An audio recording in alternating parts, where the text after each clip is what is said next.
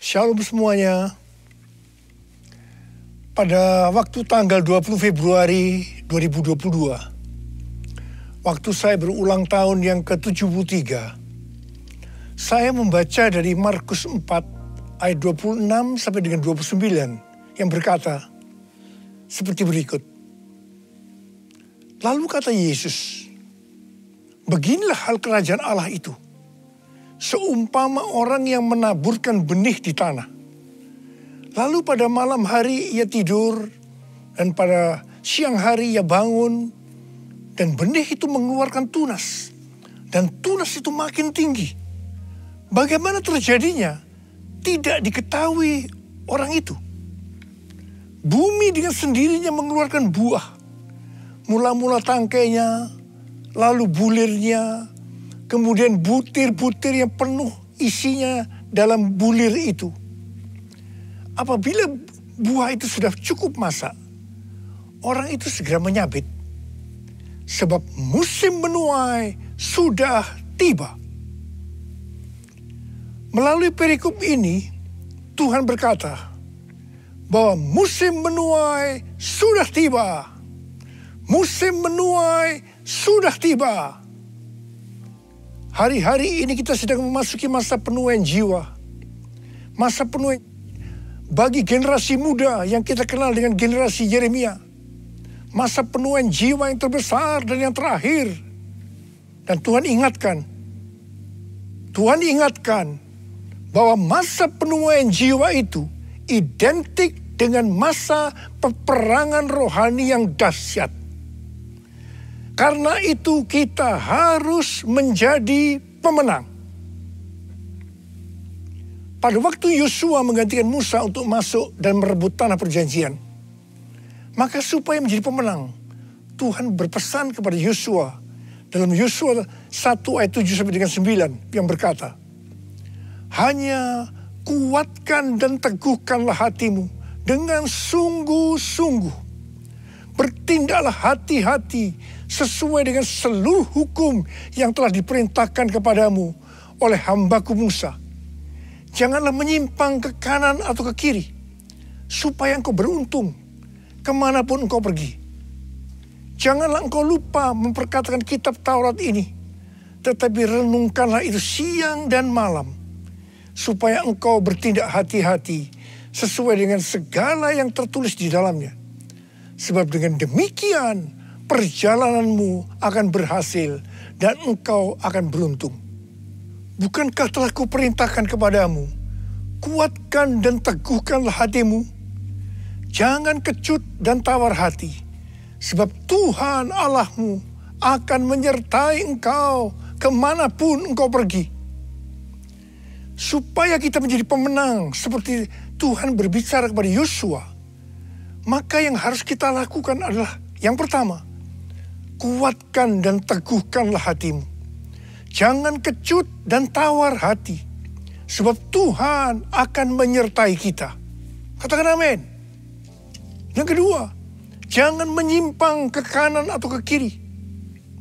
Dan yang ketiga, perkatakan firman Tuhan dan renungkan itu siang dan malam, supaya kita bertindak hati-hati sesuai dengan firman-Nya. Jadi setiap kali bangsa Israel akan merebut suatu kota, mereka pasti akan bertanya kepada Tuhan, bagaimana caranya untuk menjadi pemenang? Kuatkan dan teguhkan hatimu, jangan takut dan tawar hati, sebab Tuhan besertamu. Kuatkan dan teguhkan hatimu, Yesus Tuhan berjalan di depanmu, berikan kemenangan. Yesus Tuhan berjalan di depanmu, berikan kemenangan.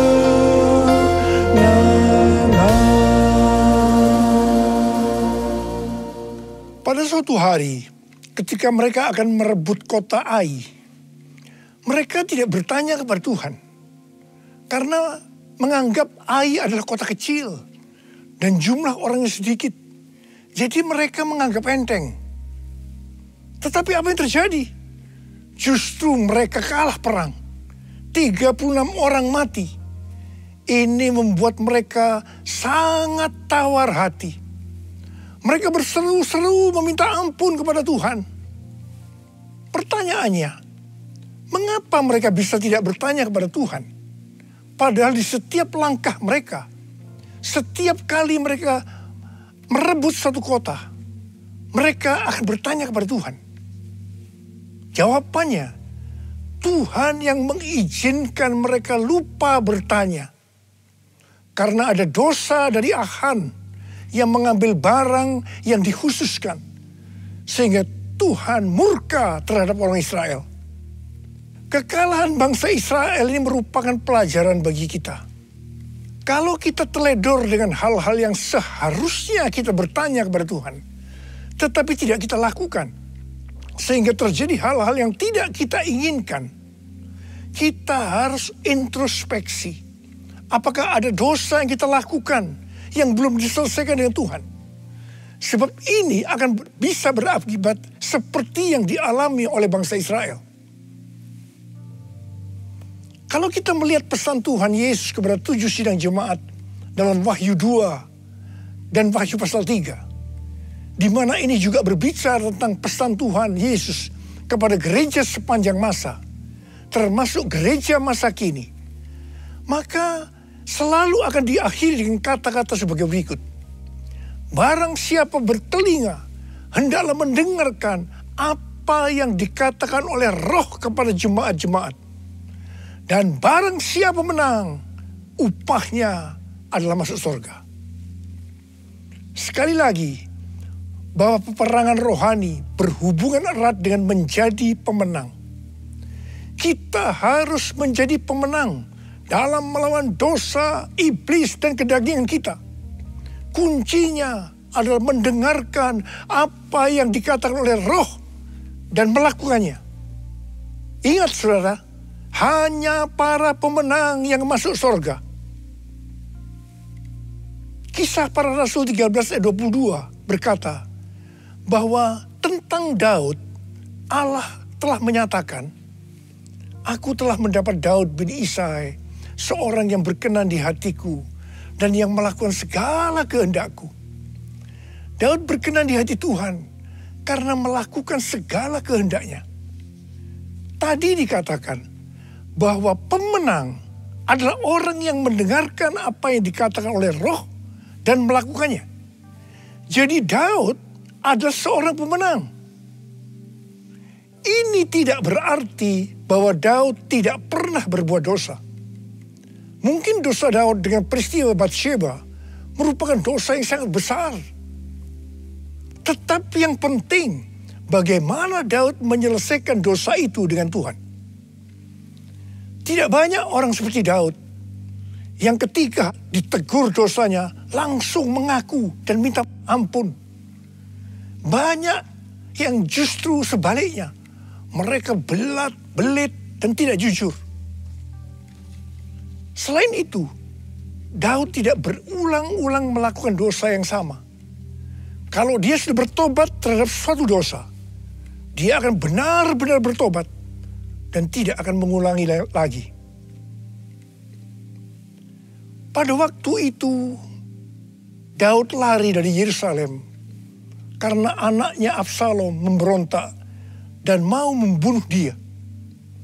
Di tengah perjalanan, ketika hati Daud sedang sedih dan dia menangis, tiba-tiba ada seorang yang bernama Simei, salah satu keluarga dari Saul, di hadapan para pahlawan dan prajurit-prajuritnya. Dia mengutuk Daud habis-habisan sambil melemparinya dengan batu.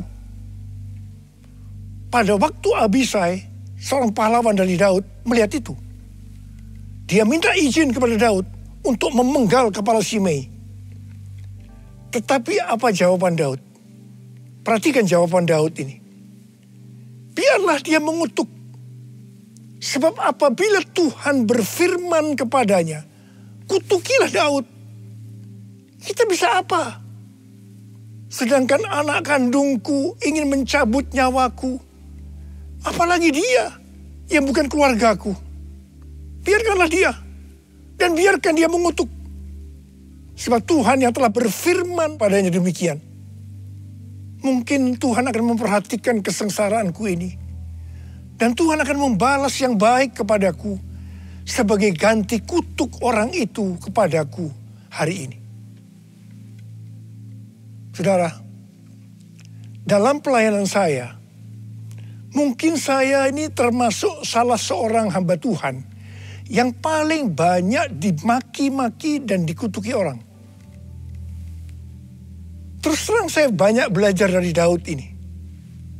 Saya bersyukur kepada Tuhan bahwa sampai dengan hari ini, saya masih diberi kesanggupan oleh Tuhan untuk melakukan seperti apa yang telah dilakukan oleh Daud. Akhir daripada pemberontakan Absalom, anak Daud, itu berakhir dengan kematian dari Absalom. Ketika Daud pulang kembali ke Yerusalem dan ia sampai ke tepi sungai Yordan, maka banyak orang yang menyambut dia, termasuk Shimei. Shimei sujud di hadapan Daud untuk minta ampun.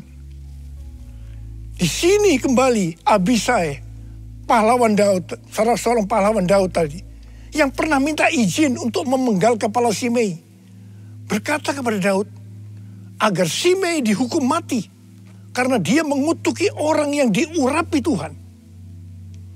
Tetapi Daud dengan tegas berkata kepada Abisai, tidak. Kemudian Daud berkata kepada Shimei, engkau tidak akan mati. Dan Daud bersumpah kepadanya. Puji Tuhan saudara, sampai dengan hari ini, dengan kekuatan yang diberikan oleh Tuhan, saya tidak pernah dendam kepada orang-orang yang dengan sengaja atau tidak sengaja berbuat jahat kepada saya. Meskipun mereka tidak minta maaf, saya tetap melupakan apa yang pernah mereka lakukan kepada saya. Haleluya. Allah yang bela, siapa lawan dia? Lebih dari pemenang dalam segala hal. Aku pasti dapat lakukan semua, melakukan semua. Yesus yang beri kekuatan, oh terpujilah namanya. Yesus yang beri kekuatan, oh terpujilah namanya. Menjelang kematiannya, Daud memberikan pesan kepada Salomo. Salah satunya adalah mengenai Shimei ini. Daud berkata kepada Salomo, juga masih ada padamu Shimei bin Gera, orang Benyamin dari Bahurim. Dialah yang mengutuki aku dengan kutuk yang kejam pada waktu aku pergi ke Mahanaim. Tetapi kemudian dia datang menyongsong aku di tepi sungai Yordan. Dan aku bersumpah kepadanya, demi Tuhan, tidak akan kubunuh engkau dengan pedang. Sekarang, janganlah bebaskan dia dari hukuman. Sebab engkau orang bijaksana dan tahu apa yang harus kau lakukan kepadanya untuk membuat yang ubanan itu turun dengan berdarah ke dunia orang mati. Wow, banyak komentar yang muncul dengan adanya pernyataan Daud ini. Ada yang bilang, sayang sekali Daud yang terkenal berkenan di hati Tuhan karena menuruti segala perintahnya, ternyata masih menyimpan dendam kepada Shimei. Padahal dia sudah bersumpah untuk mengampuni Shimei. Ada juga yang berkomentar, peristiwa ini adalah di Perjanjian Lama. Tidak bisa dibandingkan dengan peristiwa di Perjanjian Baru.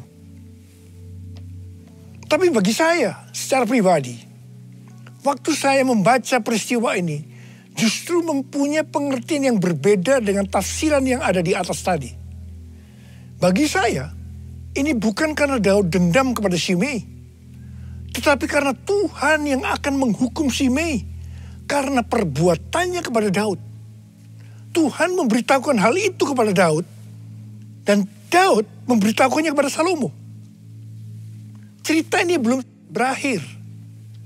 Sekarang mari kita lihat, apakah pengertian yang saya dapatkan itu benar atau tidak. Apa yang Salomo lakukan kepada Shimei? Sebagai seorang yang bijaksana, Salomo memanggil Shimei dan berkata, "Kamu buat rumah di Yerusalem, dan kamu tinggal di sana, janganlah kamu keluar kemana-mana. Pada saat kamu keluar dan menyeberangi sungai Kidron, pastilah engkau dibunuh dan darahmu akan ditanggungkan kepadamu sendiri." Shimei bersumpah dan setuju dengan perjanjian itu. Setelah lewat 3 tahun, 2 hamba dari Shimei lari kepada Raja Gad. Ketika Shimei mengetahui hal ini, maka dia menjemput kedua hambanya itu. Dia lupa akan sumpahnya.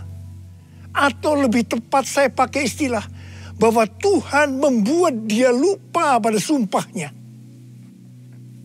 Setelah Shimei kembali ke Yerusalem, dia dipanggil oleh Salomo.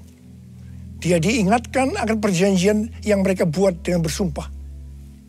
Mengapa engkau tidak menepati sumpah demi Tuhan itu dan perintah yang kuperintahkan kepadamu?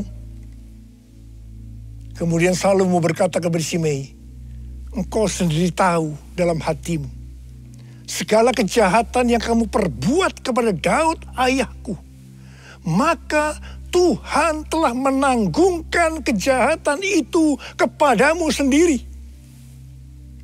Akhirnya Shimei dihukum mati dengan cara dipancung. Artinya dia turun ke dunia orang mati dengan berdarah, seperti yang dikatakan oleh Daud kepada Salomo.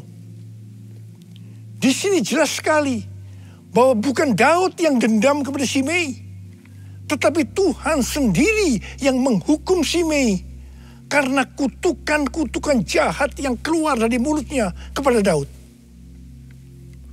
Melalui kisah Shimei ini, Tuhan mengingatkan kita tentang mulut. Menurut kalender Ibrani, bahwa dari tanggal 6 September 2021 sampai dengan 26 September tahun 2022, kita masuk dalam tahun 5782 yang disebut sebagai tahun Pebet. Pebet artinya 82. P adalah angka 80 yang menggambarkan mulut. Bet atau huruf kedua dalam alfabet Ibrani digambarkan dengan sebuah tenda atau rumah atau tempat kediaman.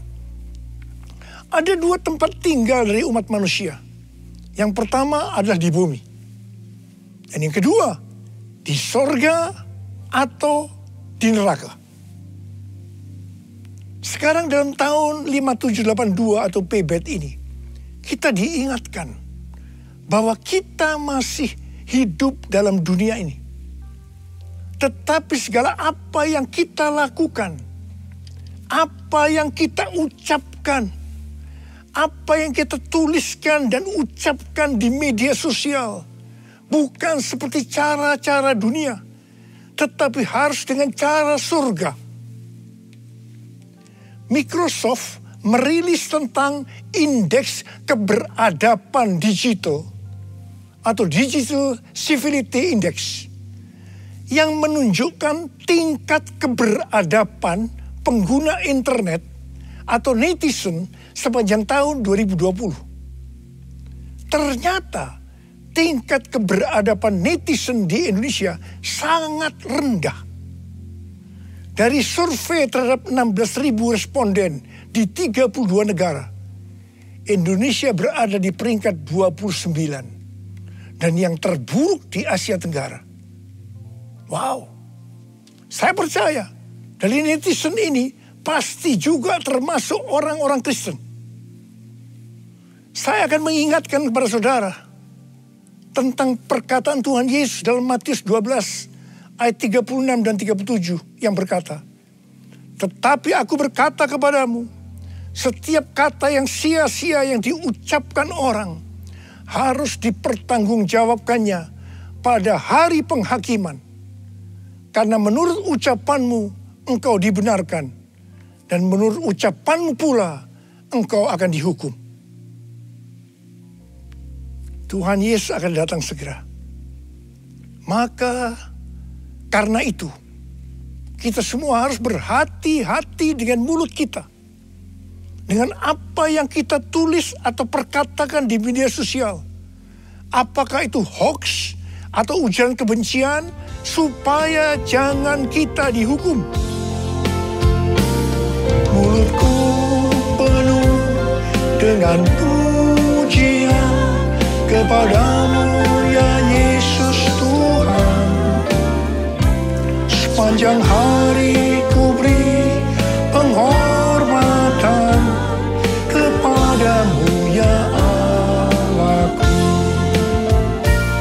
Kepadamu ya Allahku. Kepadamu ya Allahku. Kita harus mengingat 1 Korintus 6 ayat 19 yang berkata, "Atau tidak tahukah kamu bahwa tubuhmu adalah bait Roh Kudus yang diam di dalam kamu? Roh Kudus yang kamu peroleh dari Allah, dan bahwa kamu bukan milik kamu sendiri." Sekali lagi saya ingatkan bahwa tubuh kita bukan milik kita sendiri. Mulut kita bukan milik kita sendiri, tetapi miliknya Tuhan Yesus. Karena kita sudah dibeli dengan harga yang mahal dari kuasa iblis dengan darah Tuhan Yesus sendiri. Kita harus menggunakan mulut untuk berbicara hal-hal yang sesuai dengan firman Tuhan. Termasuk juga saat berbicara dan menulis di media sosial. Karena itu, sekali lagi saya mau katakan, jadilah pemenang. Jadilah pemenang. Saya berdoa agar kita semua menjadi pemenang. Dan sekali lagi, hanya pemenang yang masuk sorga. Saya mau berdoa buat saudara. Ada berapa banyak di antara saudara yang berkata kepada Tuhan, "Tuhan, saya mau jadi pemenang. Saya mau jadi pemenang." Mari angkat tangan kita. Kita nyanyikan lagu ini bersama-sama. Allah yang bela, siapa lawan Dia? Lebih dari pemenang dalam segala hal. Ku pasti dapat, aku pasti dapat lakukan semua, melakukan semua. Yesus yang beri kekuatan, oh terpujilah namanya. Yesus yang beri kekuatan, oh terpujilah namanya.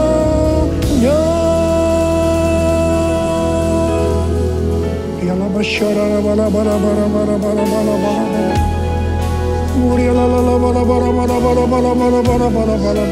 Angkat tangan saudara. Saudara mau didoakan, mau jadi pemenang. Angkat tangan. Tuhan, kau melihat tangan-tangan yang terangkat saat ini. Anak-anakmu mau jadi pemenang ya Tuhan. Menjadi pemenang, dan hamba-Mu tahu itulah yang kau kehendaki agar kami semua menjadi pemenang. Oh rabababababababa, berdoa buat mereka ya Tuhan. Berdoa buat segala pergumulan yang mereka hadapi hari-hari. Jadikan mereka pemenang. Mereka pasti dapat ya Tuhan, karena Engkau yang menyertai kami. Karena Engkau yang menyertai kami. Tuhan terima kasih. Terima kasih, terima kasih. Dalam nama Yesus kami berdoa. Dalam nama Yesus, haleluya. Haleluya, haleluya, amin. Mari saudara-saudara, kita akan masuk dalam perjamuan kudus. Kita akan mengingat ayat ini. Sebab setiap kali kamu makan roti ini dan minum cawan ini, kamu memberitakan kematian Tuhan sampai Ia datang. Perjamuan kudus adalah perjamuan Tuhan Yesus sendiri. Setiap kali kita masuk dalam perjamuan kudus, Tuhan Yesus selalu berkata, biarlah ini menjadi peringatan akan daku. Karena itu mari kita arahkan hati kita kepada kebaikan Tuhan. Supaya kita lebih mengasihi Tuhan Yesus. Supaya kita lebih mengasihi satu dengan yang lain. Mari kita tundukkan kepala. Tuhan, siapakah kami ini sebelum kami mengenal Engkau? Kami semua orang berdosa. Upah dosa adalah maut, mati. Tapi Engkau yang tidak berdosa telah dijadikan dosa oleh karena kami. Engkau harus turun dari surga mulia menjelma menjadi manusia, mati ganti kami dengan penderitaan yang luar biasa. Sungguh kalau kami pikirkan Tuhan betapa baiknya Engkau itu. Engkau jadikan kami sebagai anak-anak-Mu. Engkau memberkati, Engkau menuntun, Engkau membela kami ya Tuhan. Engkau menyembuhkan kami, Engkau juga menegur kalau kami salah. Itu Engkau ya Aba, itu Engkau ya Aba. Tuhan terima kasih. Tuhan terima kasih. Tuhan akan memberkati kita melalui perjamuan kudus ini. Tapi Tuhan mau kita makan dan minum dengan cara yang benar. Karena itu mari kita introspeksi. Jujur di hadapan Tuhan. Jangan ada yang disembunyikan. Kalau ada hal-hal yang saat ini Tuhan ingatkan. Agar kita harus menyelesaikan dengan Tuhan. Mari kita selesaikan.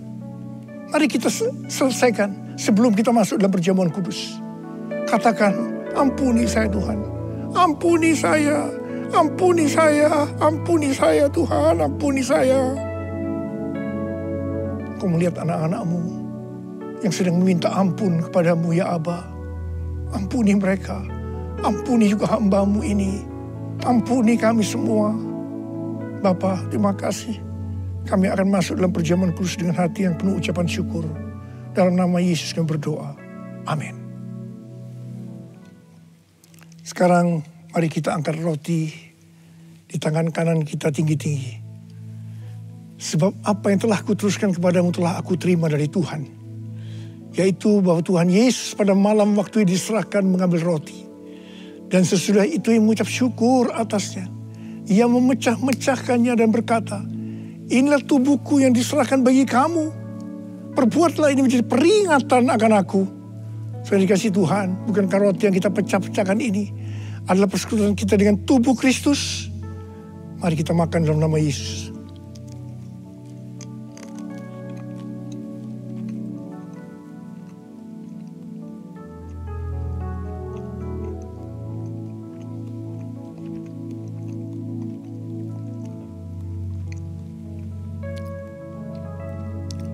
Mari angkat cawan di tangan kanan kita tinggi-tinggi.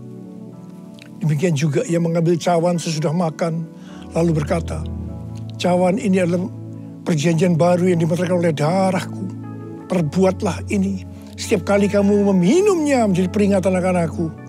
Sudah dikasih Tuhan, bukankah cawan pengucapan syukur, yang atasnya kita ucapkan syukur adalah persekutuan kita dengan darah Yesus. Mari kita minum dalam nama Yesus.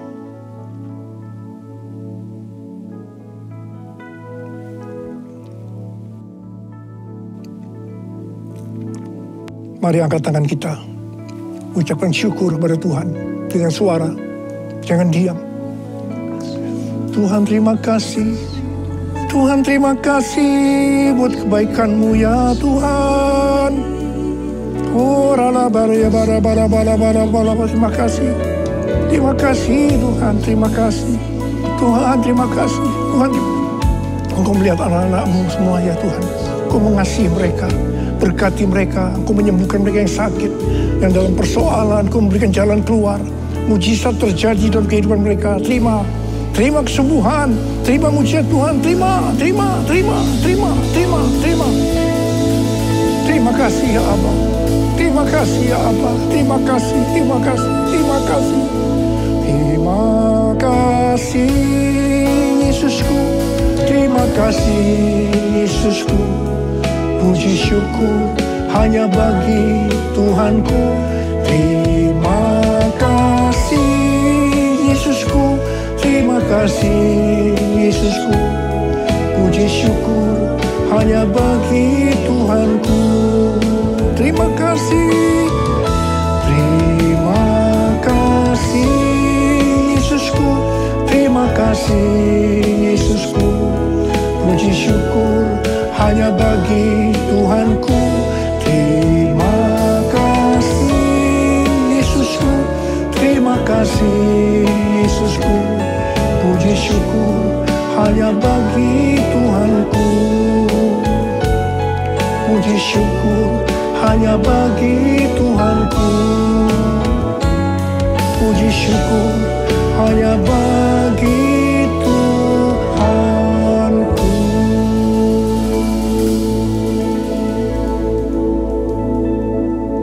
Oh Rara Syama, terima kasih ya Pak.